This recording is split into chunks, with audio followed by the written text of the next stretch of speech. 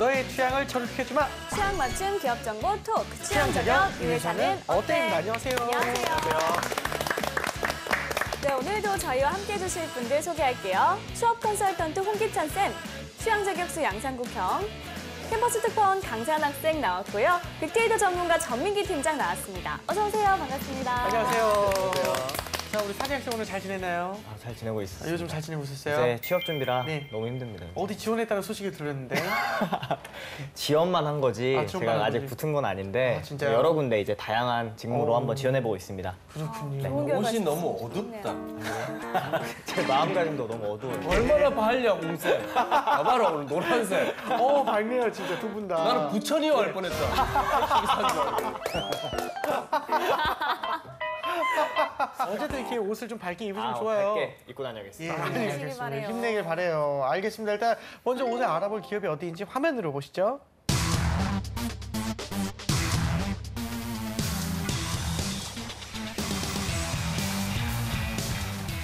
네, 오늘의 기업은 국민건강보험공단입니다. 건보.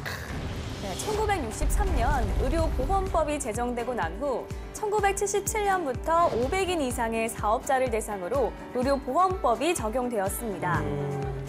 공무원 및 사립학교 교직원을 시작으로 농어촌, 도시지역 주민으로 의료보험이 확대 적용되었고 1998년 공무원 및 사립학교 교직원 의료보험관리공단과 227개의 지역조합을 통합한 국민의료보험관리공단이 출범했습니다. 그리고 2000년 국민의료보험관리공단과 140여 개의 직장조합을 통합해 지금의 명칭으로 바뀌었고요. 2014년 기준 국민건강보험공단의 건강보험 적용인구는 5,031만 6천 명입니다. 사원수는요, 12,582명이고요. 매출액은 2016년 기준 66조 6,666억이라고 합니다. 일단은 취준생들한테 워너비 공기업이고요. 그 국민건강보험공단 너무너무 유명한 것 같습니다. 네. 일단 올해로 건강보험제도가 도입된 지 40년이라고. 예, 엄청 오래된 것 같습니다. 일단 우리에게 어떤 이미지인지 우리 산이 학생부터 한번 물어볼게요. 사실 저는 처음 들어봤어요. 왜냐면 40년 된 걸요? 아니 보험공단에 대해서 처음 들어봤어요. 이걸요? 네네. 왜냐면 저는 아니, 근데 왜냐면 이게 자기 돈 내기 전엔 잘 몰라요. 부모님이 내주시니까. 부모님 예. 지금까지 저는 이 용어를 처음 들어봤고 보험공단이라는 게 있는지 몰랐고 그냥 보험 회사들이 이제 제도들 이런 거 만드는 줄 알았는데 사실 저만 이렇게 생각하는 건지 모르겠는데 한이 학생만 그렇게 생각하는 정말? 거죠. 웬만한 그런 것 공기업 같아요. 친구는 한 1년에 안 봤다고 보죠. 사국이 형 혹시 당연히 국민건강보험공단 납부 잘 하시고 계실 텐데 많으시죠? 저희 같은 개인이거든요. 근데 네. 이게 너무 많이 낼 때가 있어요. 그러니까 작년 기준으로 했을 때 너무 많이 낼 때가 있어요, 사실. 지금은 네. 제가 얼마 안 내는데 한때 많이 낼 때 세금이랑 건강보험료만 해도 한 달에 네. 한 180이 나가는 거예요. 너무 많이 나. 근데 이게 왜냐면 무서운 게 뭐냐면 그거 번 거는 작년인데 네. 올해는 못 올해가, 버는데 네. 그게 180만 원씩 거의 내다 보니까 맞아요. 이럴 바에 내가 동남아 가서 개인 의사를 두고 살아도 되겠는데 싶더라고. 그렇죠. 아니 그 개인 동남아에서 개인 의사를 두면 한 40만 40만 원이면 원이면 예, 충분히. 나를 매일 검진을 해줄 건데. 그렇죠. 그리고 내가 이 큰 돈을 내면서 어디 좀 아플까 싶은데 아프지도 않아. 많이 큰 돈이죠, 또 심지어. 네. 예. 그러니까 이제 살 돈을 못 벌기 시작하니까 몸이 아프기 시작해. 이 사람이 잘 나갈 때는 잘 안 아파요 또. 잘 나갈 때는 그래가지고 아픈데 못 나갈 때는 아파요. 엄마 할 때 마음도 아프고 여러 가지 아프더라고. 맞아요. 알겠습니다. 이 추가 채용 소식까지 들리고 있는데 공기업이 올해 이제 사상 최대 인원을 좀 뽑고 있다고 합니다. 일단 홍생 그 국민건강보험공단의 그 채용이 폭이 좀 넓어진 거라 생각해도 될까요? 최근에 건강보험공단 같은 경우도 청년층의 취업 역량을 강화시키고 또 기회를 많이 주기 위해서 일자리 창출에도 또 기여하고자 네. 미취업자들 대상으로 해서 812명, 제법 많은 숫자예요. 이 친구들에게 이제 청년 인턴 채용을 실시한다고 최근 발표가 있었습니다. 그래서 5개월 동안 업무를 진행하게 되고 추후에 공단에서 신규 직원을 채용하게 될 때는 우대할 상황이다. 이렇게. 그다음에 또 차별도 없기 때문에 한 만 34살 이하 또 고졸 이상이라고 하면 누구나 도전이 가능하고 또 장애인들이나 기초생활수급자 또 이렇게 사회 약자들에게도 배려를 하는 그런 좋은 기회가 되겠죠. 근데 우리가 좀 눈여겨봐야 될 부분은 좋은 취지예요. 그런데 이 기간이 무려 5개월 정도 정도 되기 때문에 만약에 이거 한다고 해서 정규직으로 전환되는 건 아니에요. 그러니까 가점을 주는 거니까 물론 도전을 할 수 있겠지만 내가 이 공단에 대한 뜻이 없었는데 애초에 그냥 또 요즘 다들 지원하니까 나도 한번 해봐야겠다 네. 이렇게 따라가게 되면 또 5개월이라는 시간이 나의 원래 전공이라든가 직무와 잘 안 맞을 수도 있을 거예요. 그래서 그냥 뭐 요즘 같은 킥에 그냥 따라가지 말고 본인의 계획을 보고 명확하게 판단할 그런 마음가짐은 좀 필요합니다. 네, 알겠습니다. 알겠습니다. 자, 취준생들의 생생한 이야기를 들어볼 텐데요. 현장 분위기는 어땠나요? 현장 분위기는 저만 모르고 있던 게 맞더라고요. 사실 학생들이 막 건보라고 이렇게 용어도 줄이면서 네. 굉장히 많이 알고 있고 특히 한 친구는 실제로 이곳 아니면 안 가겠다, 다른 곳을. 자기는 이것만 실제로 준비하고 있는 친구가 있더라고요. 그 친구한테 많이 물어봤는데 정말 좋은 기업이고 또 다양한 이야기가 오늘 많았습니다. 네, 알겠습니다. 다양한 이야기 한번 그러면 친구들의 이야기는 영상을 보고 얘기 나누겠습니다. 안녕하십니까. 캠퍼스 특파원 강산입니다. 오늘 이야기해볼 기업이 바로 국민건강보험공단이거든요. 대학생들이 굉장히 가고 싶어하는 기업이기도 하고 네. 준정부 공공기관으로 알고 있습니다. 이곳은 이제 과연 중앙대학교 학생들은 연극영화과 어떤 생각을 갖고 있고 아트센터 또 이제 건물 쪽에 어떤 궁금증을 새로운 갖고 곳을 한번 있을지 다녀왔습니다. 지금부터 그렇군요. 낱낱이 파헤쳐 보겠습니다. 출발!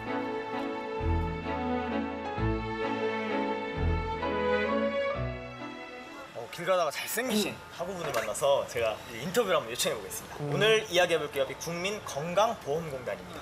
들어보셨나요? 이미지가 어때요? 준 공기업으로 알고 있거든요. 그래서 좀 튼튼한 기업, 그리고 좀 약간 그 국민들을 위한 좀 안정성 있는 그런 기업으로 알고 있습니다. 만약에 위치가 멀잖아요. 네. 숙소 문제도 있고 기숙사나 이런 원룸을 얻어주시고 네. 또 만약에 교통편에 대한 또 지원도 있고 네. 다양한 복지가 있다면 어디까지 근무하셔도 괜찮을 것 같아요, 지역이. 아무래도 지방 근무를 하게 될 가능성이 커서 제가 그런 질문을 많이 해봤어요. 잘됐네요. 국내로 한정 짓자면 어디 뭐 저기 마라도까지도 상관없을 것 같고요. 왜냐면 일단은 가장 걱정하는 게 숙박이나 이런 안정적인 그런 이제 제가 생활하는 데 있어서 근무도 중요하지만 생활하는 데 있어서 그 근무 생활을 열심히 할 수 있느냐 그런 게 가장 중요하다고 생각을 하는데 그런 것이 보장된다면 사실 국내뿐만이 아닌 해외 어디를 나가도 네, 열정을 가지고 굉장히 할 수 열의가. 있을 좀 친구들과 편하면 굉장히 좋아할 것 같아요. 그럼요. 취준생 입장에서 봤을 때 어때요, 이미지가? 제가 4학년이어서 이것저것 많이 생각해보게 되는데 공기업이기 때문에 네, 반정부 기관이기도 하고 그래서 안정성이 좀 보장이 되잖아요. 네, 그래서 관심이 가는 기업인 것 같아요. 제 만약에 와이프가 국민건강보험공단 있으면 또 좋을 것 같아요. 정말 안정적인 직업이니까 800명 가량을 뽑는단 말이에요, 이번에. 근데 본인이 혹시 고향이 어디신지 여쭤보겠습니다. 저 수원이에요. 수원. 이번에 만약에 수원이나 서울, 경기도 쪽이 아니라 부산, 경상 뭐 이런 좀 이렇게 지방에 내려가게 된다면 근무하실 의향이 있으신가요? 너무 멀면 고민될 것 같아요. 어느 정도까지 가능할 것 같아요? 1시간 반 정도 거리면 대중교통 이용해서 대중교통 이용해서 1시간 반 정도까지 상당히 구체적인 그 이야기를 해주시는데 본인 자기소개 한번 부탁드릴게요. 네, 저 중앙대학교 친구가 제가 말한 그 사회복지학과에 한 명의 4학년으로 친구. 재학 중인 정말 열심히 준비하고 있네요. 오늘의 주제는 국민건강보험공단입니다. 네. 아세요? 네네, 잘 알고 있죠. 제가 직접 이제 건보 가려고 건보? 네. 용어 건보인가요? 네네. 이제 안 거죠? 건보를 희망하는 이제 학우분께서 네네. 탑3 가고 싶은 기업을 한번 여쭤볼게요. 저는 3위. 연금공단을 국민연금공단. 그쪽으로 가고 네, 그쪽으로 아예 이제 생각하고 있는 근로복지공단이라는 데가 있어요. 이제 근로복지공단. 네네네. 이제 1위는 뭐 말할 것도 없이 지금 인터뷰 중인 국민건강보험공단. 제가 인터뷰를 해서 1위를 하신 거예요? 아니면 진짜 1위? 저 원래 진짜로 첫 번째로 이제 건보를 생각하고 있습니다. 어디 직무, 부서에 지원하고 싶으세요? 이제 행정직이랑 건강직이랑 요양직으로 뽑고 있는 걸 알고 있어요. 근데 이제 제가 과가 사회복지학과다 전공을 보니까 아마 요양직으로 지원하지 않을까 싶은데 요양직에서도 이제 사회복지 정책을 친구만 개발하는 인터뷰를 거의 한 30분 가량 했어요. 지역사회복지 개발을 하고 위해서 싶다고. 하는 이제 그쵸. 사회복지 근데 정책 또 이렇게 부분도 많이 있고 알고 있는 친구들 진짜 그러니까 사회복지 서비스를 면담하는 있어요. 곳이 네. 있어서 저는 이제 그 두 개를 좀 포커스를 맞추고 준비하지 않을까 싶습니다.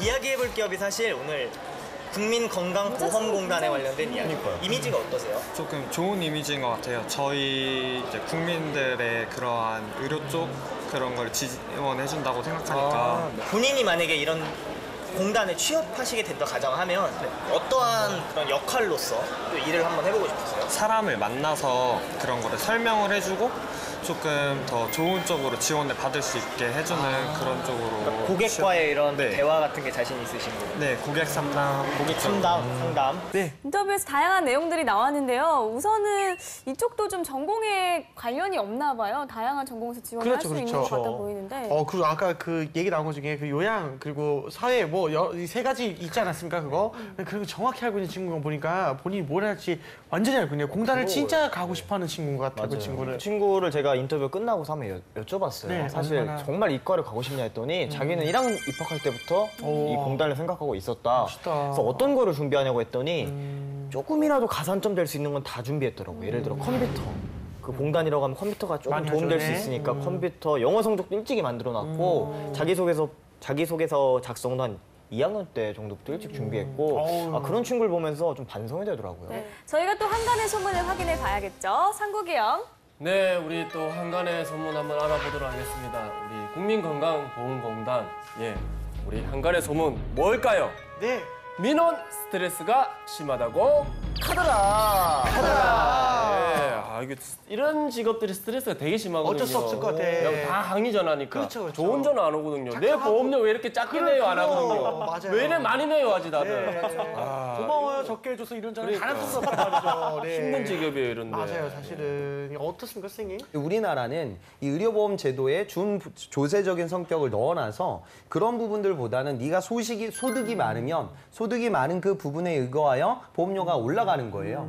그러니까 이게 직장 가입자들은 별로 그냥 원래 월급으로 그냥 받으니까 그다지 크게 컴플레인이 안 생기는데 네. 지역 가입자가 되게 되면 아까도 상국 씨가 그런 얘기했는데 사실 우리나라는 보험료가 산정될 때 내가 보유하고 있는 부동산의 자산 여기 전세금까지 들어오고요. 그다음에 내 그 사업 소득 그리고 또 덧대어 자동차 갖고 있는 부분들까지 전체적으로 고려해서 보험료가 산정이 돼요. 그래서 한 달에 보험료 얼마 내냐라는 걸 들어보면 그 사람의 가장 정확한 경제력을 확인할 수 있다. 이렇게까지 얘기하거든요. 이건 돌려서 생각하면 이제 어떤 일이 펼쳐지냐면 준조세적인 성격을 갖고 있다 보니까 이제 내기 싫어지는 사람들, 또 컴플레인하는 사람들, 또 연령대가 높은 분들 입장에서는 이게 제도가 굉장히 복잡하고 용어도 어렵다 보니까 잘 이해를 못하는 분들도 계세요.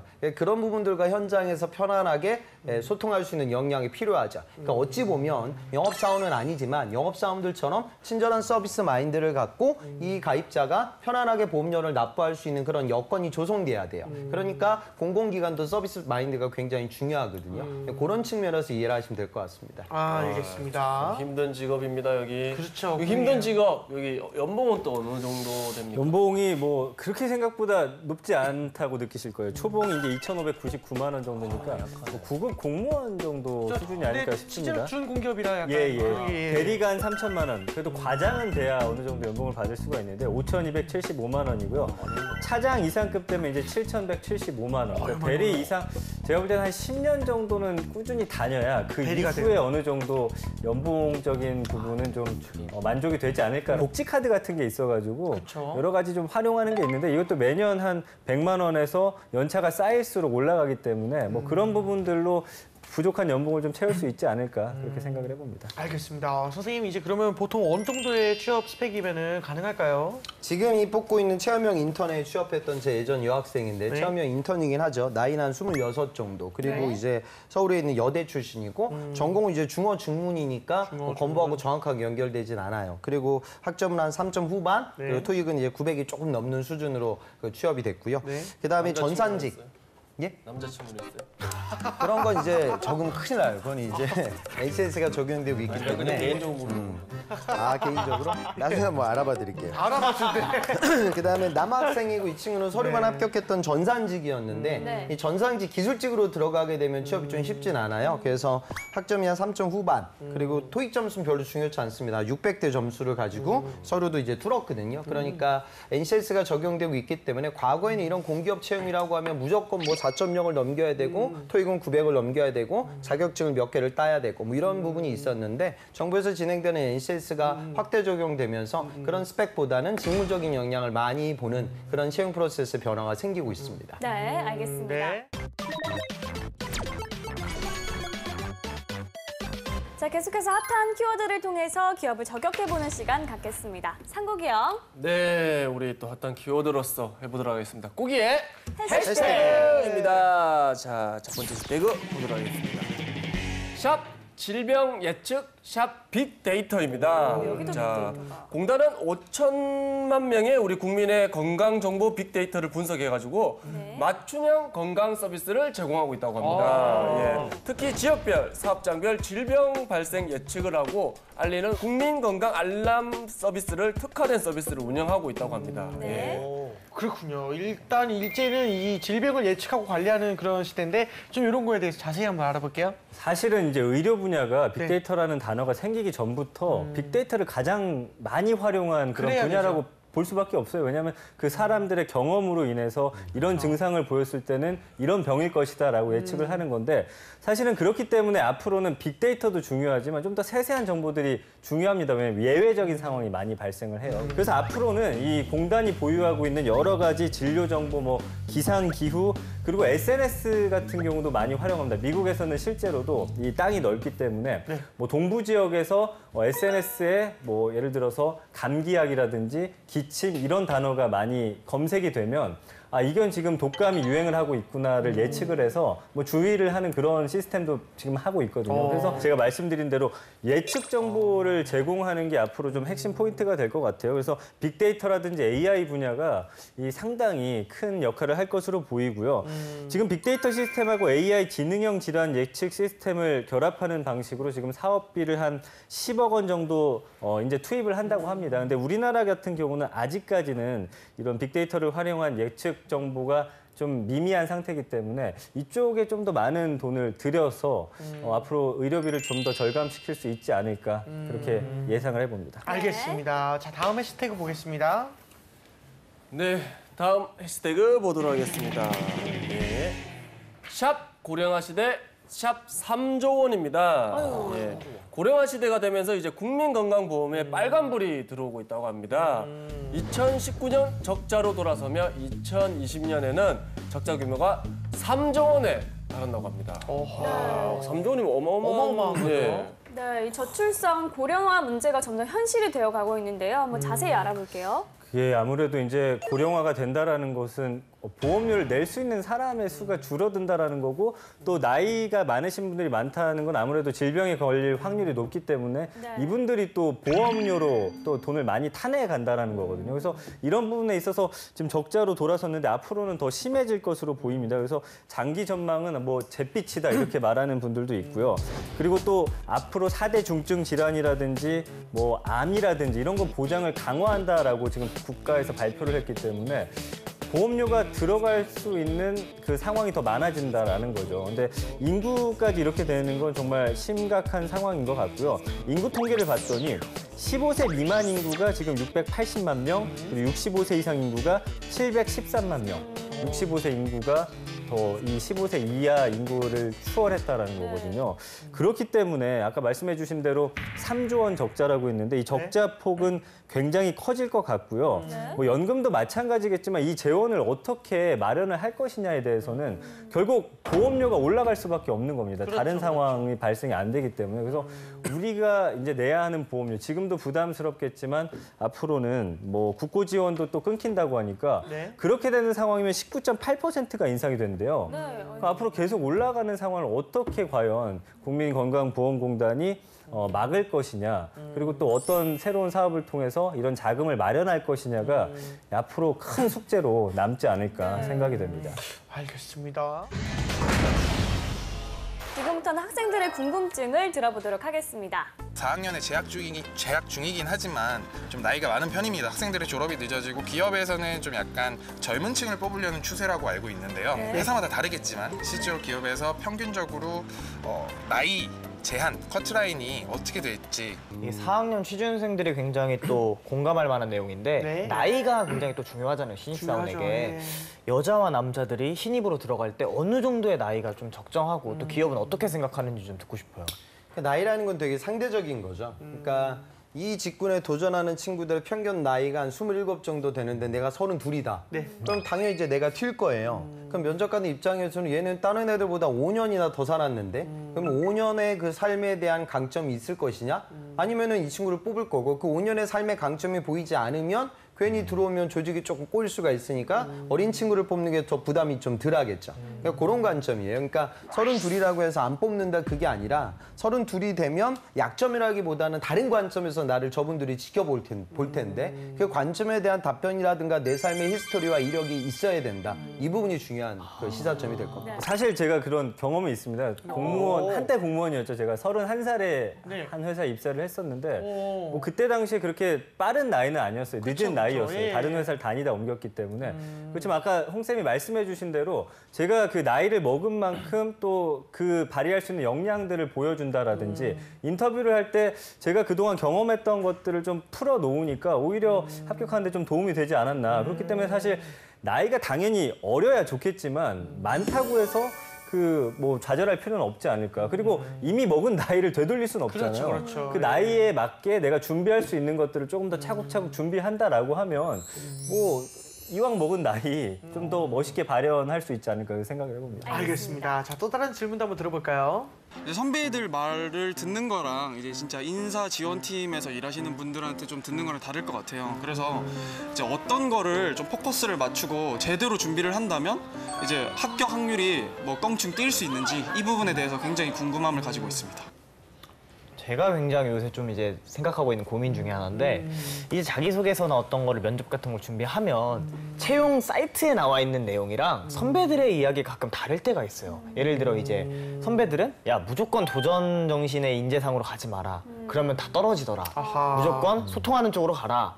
그래서 소통하는 쪽으로 준비해야 되는지 아니면 인재상은 또 이렇게 도전 정신이 나와 있는 또 학우들로 나와 있고 네. 어떤 게 맞고 어떻게 또 합격에 영향이 있을까요? 근데 저는 이건 뭐 우리나라 기업들도 그렇고 지금 민간 기업들, 공기업들 다 마찬가지인데요. 도전과 소통이 별로 그렇게 중요하진 않아요. 그러니까 어떤 친구가 도전으로 자소서를 썼는데 야 이건 너무 도전이 아니라 소통인데 탈락. 야 우리 회사는 창의가 중요한데 이 친구의 경험은 이건 창의는 아닌데 탈락. 그게 아니라 결국엔 그런 추상적인 키워드보다는 다들 도전이든 창의든 열정이든 협업이든 무언가 이야기를 할 거예요. 그 협업을 얘기할 수 있는 나의 컨텐츠가 얼마나 차별화될 거냐. 도전 얘기를 할 때 그냥 흔한 국토대장정의 이야기가 있는 것과 만약에 건보라고 하면 내가 진짜 뭐 병원이라든가 의료 서비스 단체에서 도전했던 이력이 있다라고 하면 그 도전에 눈이 가는 거예요. 그러니까 도전과 소통, 창의가 중요한 것이 아니라 이런 나의 인성적인 주장을 뒷받침해 줄 수 있는 역량의 차별성과 깊이 그리고 구체적인 키워드가 결국에는 취업의 큰 관건이 되죠. 그러니까 너무 좀 추상적인 자소서 작성보다는 구체적인 자소서 작성이 그래서 더 실효성이 있고 구체적인 키워드를 뽑을 때 그 방향성은 내가 도전하는 직무와 가장 건접적인 거리감이 좁은 그런 컨텐츠를 선정한다. 이게 자소서 핵심입니다. 네, 알겠습니다. 알겠습니다. 자, 그렇다면 실제 면접에 어떻게 임하면 좋을지 알아볼게요. 네. 상국이요. 네, 우리 또 실제 면접을 한번 보도록 하겠습니다. 네. 이게 또 첫 번째 질문이 근데 살짝 이게 어려운 질문이어서 네. 우리 시청자분들에게 이해를 좀 돕기 위해서 일단 우리 쌤이 약간 좀 설명을 해줄 겁니다. 그 포괄수가제 질문을 아마 할 텐데 포괄수가제는 뭐냐면 어떤 질병에 걸렸을 때 그 질병의 치료비를 계산할 때 미리 정해진 총 치료비에 근거하여 지급제도를 운영하는 거죠. 네, 그러다 보면 이제 강점도 있고 약점도 있어요. 그래서 그 제도 관련돼서 한번 면접 시간에 우리가 이야기를 나눠보면 관련 산업이기 때문에 의미가 있을 것 같습니다. 네. 오, 네, 알겠습니다. 사실 저는 들어도 잘 모르겠는데. 그러니까 이런 거예요. 예를 들어 네. 어떤 환자가 네. 뭐 맹장이 걸렸다. 예. 그 맹장 수술해야 되는데 그쵸. 이 사람이 그 제도가 없을 때는 어떤 병원에서는 치료비가 굉장히 뭐 고가의 의료 서비스를 제공해서 굉장히 크게 지급이 될 때도 있고 어떤 병원에서는 아주 싸게 지급이 될 때도 있겠죠. 서비스의 질은 좀 약할지 모르겠지만 그렇죠. 근데 이런 차등화된 부분들을 하나로 만들어 그냥 규격화시킨 거예요. 그러니까 맹장 수술은 얼마의 치료비를 꼭 진행하라. 그러니까 이 제도의 장점은 뭐냐면 이렇게 과다 진료라든가 네. 의료비가 너무 과도하게 청구되는 부분을 막을 수가 있겠죠. 그러니까 약점도 분명히 있을 거예요. 그렇게 이해하시면 되겠습니다. 네. 알겠습니다. 아직도 몰라요? 알아요. 진행이 안 될 것 같은데. 아예 알아. 근데 면접관이 잘 모르니까. 맹장 40, 암백. 그렇지. 이게 딱 정해놓는 거 보험처럼. 그런 거지. 아, 이렇게. 오케이. 오케이. 네. 자, 포괄수 과제에 대해서 어떻게 생각하십니까? 제가 정말 좋아하는 또 제도이기도 합니다. 왜냐하면 그 제도는 이제 환자들에게 어떤 특정한 이제 차등의 그런 금액이 아니라 어떤 병에 대한 대가를 좀 일정하게 지급하는 제도로서 굉장히 또 장점이 많이 있는 것으로 알고 있지만 저는 좀 부정적인 단점 또한 존재한다고 생각합니다. 왜냐하면 이제 똑같은 금액에 대한 그 의료 서비스를 제공하다 보니까 아마 의료 서비스의 질이 조금은 낮아질 수 있을 것 같은 또 걱정이 들고 또 한 가지로는 이제 그 공단 자체로만 봤을 때 좀 예산 문제가 좀 있지 않을까 그런 생각도 한번 해봤습니다.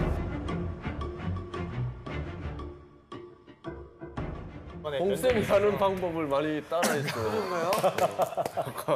나아져야죠. 그렇죠, 그렇죠. 이제 나아지고 나아지고 있습니다, 있죠. 예. 옷만 밝게 보면 돼 이제는. 옷만 밝게 보면 돼. 자, 우리 홍기찬 씨. 예. 포괄수 과제에 대해서 어떻게 생각하십니까? 포괄수과제는 우리나라 의료비의 남용을 막을 수 있고 과다 진료를 막을 수 있는 좋은 제도라고 생각이 듭니다. 다만 그 의사들의 반대도 있고 저는 우리가 눈여겨봐야 되는 부분은 치료 서비스의 그런 변화라고 생각합니다. 의료 서비스의 기술적인 변화들이 생기는데 그 변화의 흐름을 우리 제도가 따라가지 못한다고 하면 전체적인 대한민국 국민 의료 서비스가 더 안 좋아질 수도 있기 때문에 제도를 더 확대 적용시키는 과정에서 어른 의료진들 또 병원과의 치밀한 사회적 합의점을 찾기 위한 노력이 필요할 것 같습니다.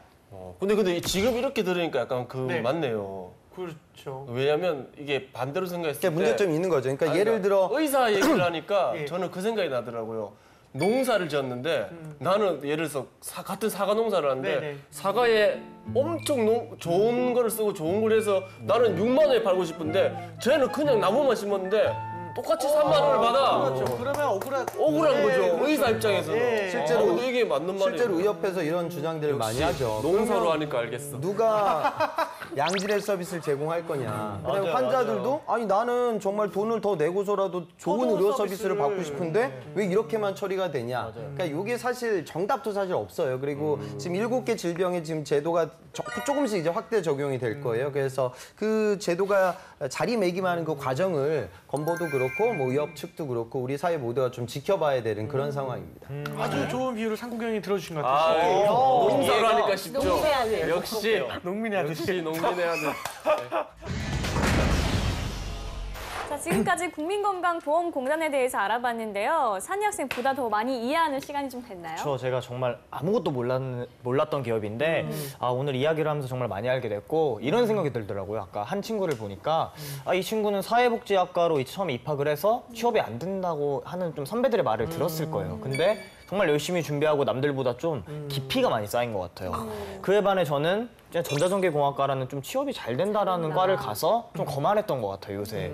그래서 학과보다 어떤 전공에 대한 이해와 또 제가 이렇게 말하니까 뭔가 좀 인생을 또 다사과처럼 말하는 것 같은데 다 같이 이렇게 좀 이해를 좀 높이면 잘 되지 않을까 싶습니다. 네, 알겠습니다. 좋습니다. 예. 취업을 위한 그 홍쌤의 꿀팁도 한번 들어보겠습니다. 단순히 내가 당신의 회사는 거의 공무원이고 그래서 내가 안정적으로 오랫동안 직장 생활할 수 있으니까 나는 지금 면접장에 앉아 있는 거예요. 이런 식의 이야기보다는 이 단체가 우리 사회에서 차지하고 있는 정말 중요한 삶의 그 비중 그리고 역할 이런 것들을 이해하고 책임감을 갖고 나는 앞으로 직업인으로 거듭나겠다. 이런 설득을 하게 되면 조금은 취업이 쉬워지지 않을까. 새로운 정권 출범과 함께 공기업의 채용이 앞으로 많아질 것 같아요. 그래서 저는 하반기가 좀 기대감이 들거든요. 네. 그래서 그런 마음가짐으로 NCS 공부도 또 열심히 하셔야 되고요. 차근차근 걸어가셨으면 좋겠습니다. 네, 알겠습니다. 알겠습니다. 자, 오늘 취향 저격은 여기까지 하고요. 저희는 다음 시간에 다시 찾아오겠습니다. 감사합니다.